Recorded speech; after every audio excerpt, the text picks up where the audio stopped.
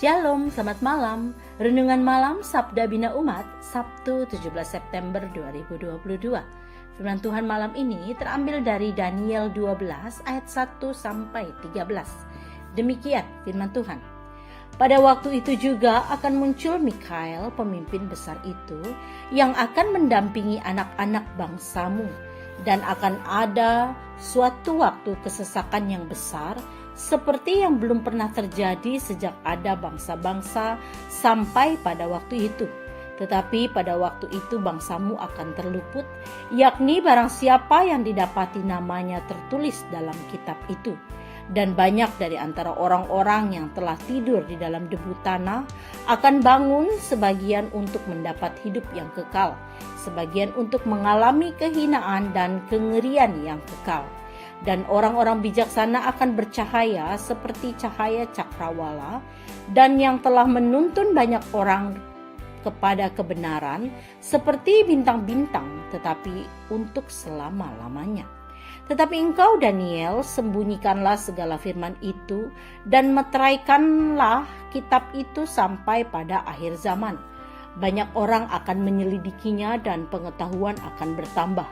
Kemudian aku, Daniel, melihat, maka tampaklah berdiri dua orang lain, seorang di tepi sungai sebelah sini dan yang lain di tepi sungai yang sebelah sana.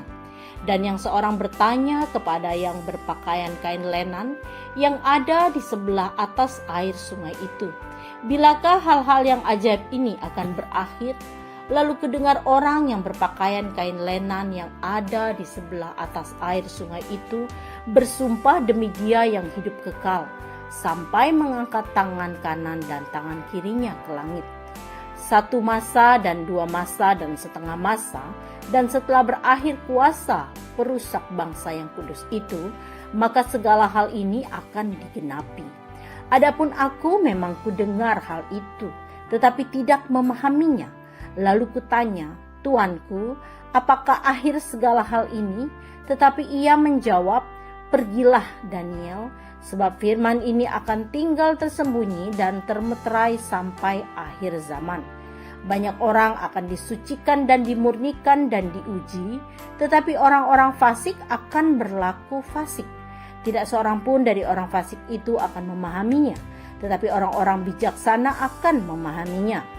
Sejak dihentikan korban sehari-hari dan ditegakkan dewa-dewa kekejian yang membinasakan itu, ada 1290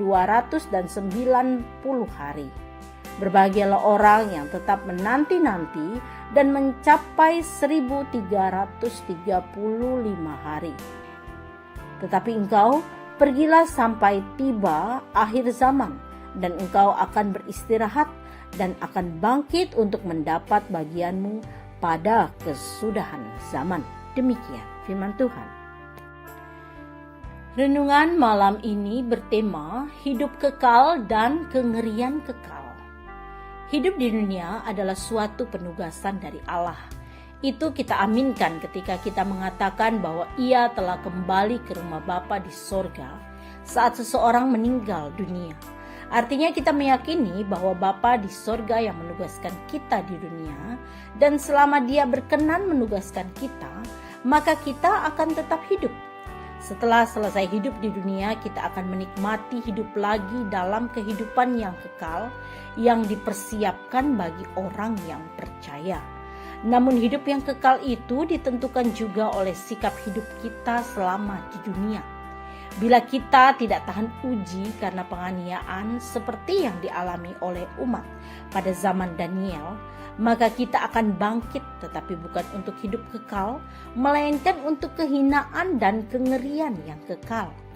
Daniel dalam bacaan kita disebut akan bangkit untuk menikmati hidup yang kekal, karena dia terus bertahan dalam penderitaan untuk terus melakukan kehendak Tuhan. Dunia memang penuh kerusuhan, penuh tantangan, hambatan, dan pencobaan. Tetapi kita ditugaskan untuk melakukan kehendak Tuhan. Banyak juga orang yang tidak tahan menghadapi pencobaan yang terjadi, seperti yang dialami umat pada zaman Daniel. Tantangan hidup memang ada yang bertujuan memurnikan iman orang percaya. Hal yang penting adalah tetap bertahan dalam iman dan yakin bahwa bila Tuhan yang menugaskan kita hidup di dunia ini, maka Dia pasti menjaga kita sehingga kita tetap dapat hidup bahkan berguna bagi Tuhan dan sesama. Karena itu tidak perlu terlalu takut dengan segala hambatan dan tantangan. Apapun itu, sebab Tuhan dapat menolong dan memampukan kita menghadapinya sehingga kita tetap dapat menikmati kebaikannya. Terpujilah Tuhan. Doa malam ini, Tuhan berilah kami kekuatan dalam menghadapi hambatan, tantangan, dan pencobaan hidup ini. Amin. Demikian renungan malam ini. Selamat beristirahat. Tuhan Yesus memberkati.